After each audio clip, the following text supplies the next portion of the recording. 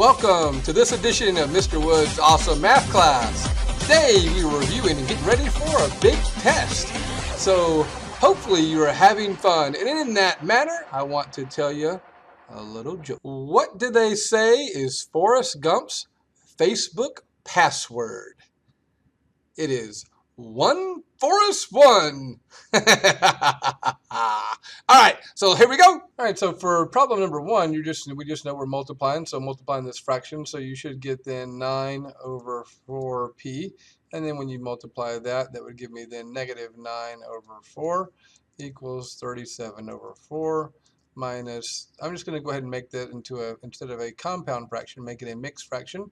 So negative 3 times 2 plus 1 would make that negative 7 over 2p. So now I can go ahead and put things together, move the negative 9 fourths over there. So I got 9 fourths p equals, when I add that together, that's going to give me 46 over 4 minus 7 over 2p. We're going to bring that over there. Let's go ahead and so I got 9 fourths p, and we're adding, instead of 7 over 2, let's just go ahead and make it into a common denominator, multiply both by 2.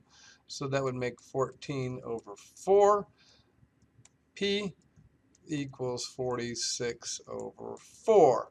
So 9 and 14 makes 23 p over 4 equals 46 over 4. All right, so far so good. I want to, let's see, if I had multiplied both of these by 4, multiplied by 4, that would go away, and I get 23p equals 46. And therefore, when you divide, you get p equals 2. So just in case you made a mistake, there is problem number 1. For problem number 2, the very first thing I know I have to do is move that 3 over there. So if I move the negative 3 to this side, I know at that point then I have 6 absolute value, got 10 minus 10x equals, when we add that gives me negative 60. Now I can divide by the 6, divide by the 6, so I have absolute value 10 minus 10x equals negative 20, negative 10. Now, is there a way for an absolute value to generate a negative answer? So remember, absolute values can never generate a negative answer. So don't go through the process of making both the positive and the negative, because absolute value can never generate a negative answer. So this would just simply be no solution. Okay, for number 3, I know I have to get b squareds, everything over here on this side. So by adding the positive 4b squared and negative 4b squared gives me 3b squared. If I also moving the negative 5b over here by adding would give me a positive 11b. And then I have the negative 20, and that's going to equal 0. We know we want to factor that out. Well, factors of 3b squared are both 3b and b. Factors of 20, well, no, only factors of 20 that exist, 1 and 20, 2 and 10, 4 and 5. So let's just try 4 and 5. So if I cross multiply that, that would give me 15. That would give me 4. Can I make a positive 11? Absolutely. 15 minus 4, so positive 15 minus 4. So that would mean that would have to be minus 4. This would have to be positive 5. So now I got 3b minus 4 and b plus 5. Set them both equal to 0. So if I set this equal to 0, I have 3b minus 4 equals 0, and move the 4 over, so 3b equals 4, and b would equal 4 over 3, and b would equal negative 5. So there's my answers for number 3. For number 4, also move both of these pieces over, right? So when I move that over, I'm adding, so I got 12m squared, adding the 4m would then give me a negative 3m. Subtracting the 1 goes away, so that just becomes a 0. Now I see I have a greatest common factor piece, so I can just pull out a 3m and leave me with 4m minus 1 and set that equal to 0. That means that both of these, so I have 3m has to equal 0, or 4m minus 1 has to equal 0. So that means that m equals 0. And here, m would equal, when you move the 1 over, m would equal 1 divided by 4. So there is my answers for number 4. 5 and 6, I'm going to assume you were okay with. You seem to be okay with that in class, so skipping 5 and 6. Okay, this guy now, I can go ahead. Let's see, the very first thing I see on the top, I see greatest common factor, so I'm going to pull the 45 out from the top and leave me with x squared minus 2x plus 1. And on the bottom, I'm going to do kind of the same thing. Let's pull out whatever is the greatest common factor between 27 and 18.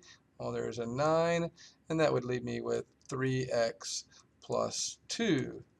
So let's see, what else can I do? Well, the top can factor down to x minus 1, x minus 1, and 45. The bottom, I got a 9 and a 3x plus 2. The only other thing, I can simplify the 45 and 9. And so 45 divided by 9 leaves me with a 5. So technically, I just have 5 times x minus 1 squared all over 3x plus 2. And what is the excluded value? Well, excluded value, remember, is anything that is denominator piece or what x cannot equal. So if you set the denominator equal to 0, we know here x cannot equal a negative 2/3 because we move the 2 over and divide by 3. And so there would be our answer for number 7. All right, looking at number 8 now, do the GCF on the top. So on the top, I can pull out a 3 and an m. That's going to leave me with 7m squared minus 27m minus 4. And on the bottom, let's see, I can pull out a 2. So that's going to leave me with 2 and give me m squared minus 3m minus 4. So let's go ahead and factor those out. When I factor the top, so let's see, the top factors, so I got 7m and m. Factors of 4, only factors of 4 that exist are 1 and 4 or 2 and 2. So let's try 1 and 4. Well, 7 times 4 gives me 28. That would give me a 1. So therefore, the only way to make a negative 27 is this would have to be negative. So that would have to be negative, and that would have to be positive. So now on the top, I have 3m, 7m plus 1, and m minus 4. So factors, so that would give me m. And then I would have negative 4 and m plus 1. So these would divide out. So that would give me 3m, 7m plus 1, and would give me m plus 1. Excluding values, remember excluding values goes back to our original equation, not just what divides out, because as you remember, this would generate a whole. The things that divide out would generate a whole. The things that are left would generate a vertical asymptote. So in this case, my excluded values would be m cannot equal 4, nor can m equal negative 1, where the 4 would be the whole, the negative 1 would be the vertical asymptote. Okay, so that would be it for number 8. All right, for 9, let's just deal with the top part here. And before we do anything, I know I have to make a common denominator. So I know over here, I am multiplying by 3x minus 4 over 3x minus 4. And on this side, I'm multiplying by 9 over 9. So then 9 times 9 would give me 81, and then I'd have 9 times 3x minus 4. And then I'd have the minus sign, and then 3x minus 4 times 3x minus 4. Well, let's actually multiply that out. 3x times 3x would give me 9x squared. 3x times negative 4 would give me negative 12x. Negative 4 times 3 would give me another negative 12x. And negative 4 times negative 4 would give me a positive 16. And that is all over 3x minus 4, and then multiplied by 9. So now that I have a common denominator for the top, I can actually subtract these. Well, remember, don't forget this negative is actually technically distributing to all these pieces. So I have an 81 minus a 16. But first, so let's put them in order from highest degree. So I have a negative 9x squared. I have a positive 24x. And 81 minus a 16 would give me, so that would give me a 65.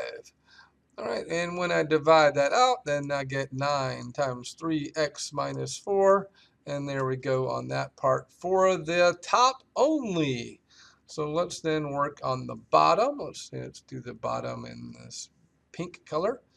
So the bottom, I know I have to multiply this by 3 over 3, and I got to multiply this by 3x minus 4 over 3x minus 4.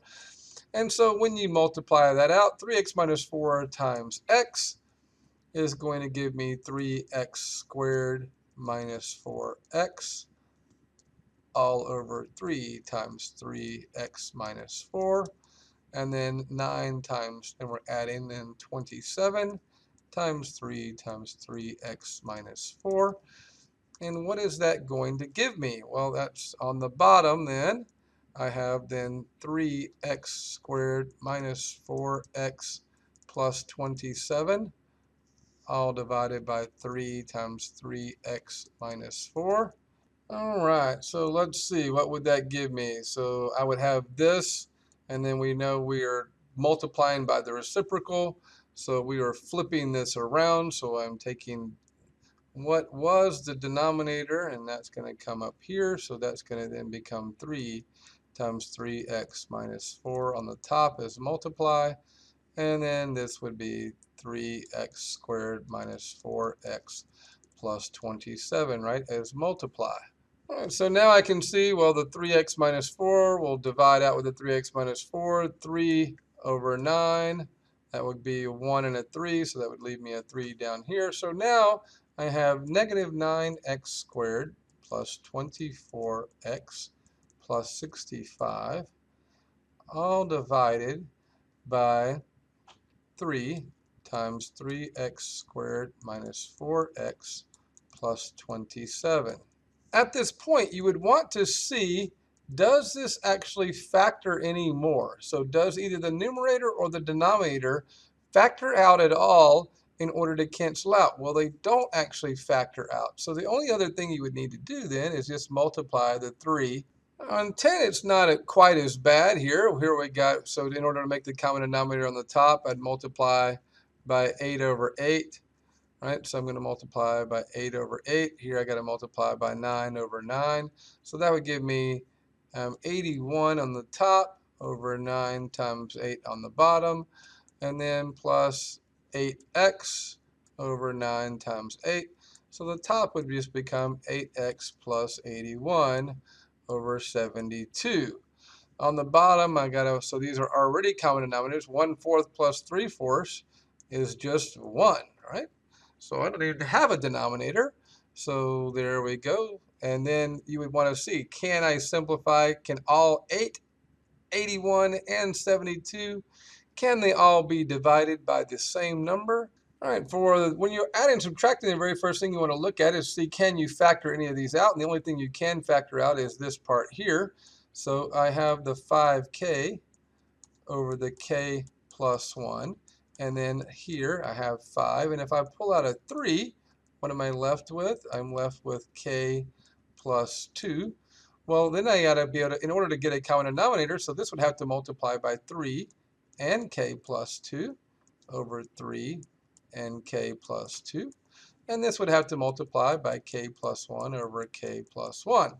Well, when you multiply that out, okay, so that would give me then 15k. So I'd have 15k times k plus 2 all over 3k plus 2, k plus 1,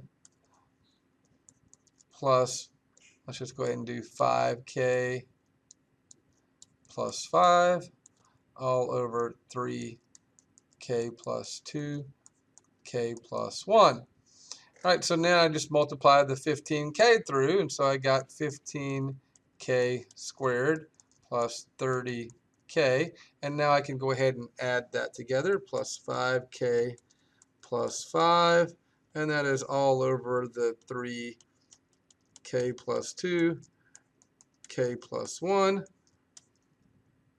And now if I just add the things that are like terms, so I get my final answer, 15k squared plus 35k plus 5 all over 3k plus 2, k plus 1. Well, in this case, you can see they all could be divided by 5. So if there was a 5 down here or something divisible by 5, I would want to go ahead and do that. So you could have, like I said, you could have divided that by 5. So that way you could simplify. So if this was something divisible by 5, 5, 10, 15, then you would be able to simplify a little bit more. But in this case, it cannot factor, so that is my answer. Okay, so I'm just going to do 13 and 15, and those will be the last ones I do, because I think those are the only last ones you need to be able to really need help with somewhat. So g and h, so if I take g, x cubed minus 4, and I divide it by 3x plus 3, well, there's nothing else I can do with this type of problem. And there's nowhere else I can go. So the only other thing I got to do is figure out, well, what is the domain? Well, remember the domain is kind of similar to excluded values. So here I know x cannot equal, so if you move the 3 over and then divide, so here let's just do that, right? So then that would give me 3x equals negative 3. So x cannot equal negative 1. So my domain would then be from negative infinity to negative 1 and from negative 1 to infinity. So it'd be everything except for negative 1. There we go. So that would be half the answer. The domain would be the other half the answer. And there we go. Done on 13. All right, for 15, remember, this is just like saying g of f of negative 2x. So the very first thing I got to do is put in negative 2x in place of x. So I have then negative 2x cubed minus negative 2x squared. Well, negative 2 cubed would give me negative 8. X cubed would give me x cubed. Negative 2 squared, so I have minus here. Negative 2 squared would give me 4, and x squared, right? So that would be my f of x function, and we got to put that into g. So where we had g equals, and so instead of x, I'm going to put 3, and then my new x, negative 8x cubed minus 4x squared, and then plus 1. So just multiply the 3 through, and we are done.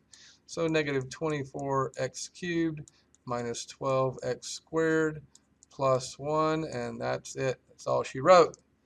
Well, I wish you guys the best. Hopefully you'll do very well.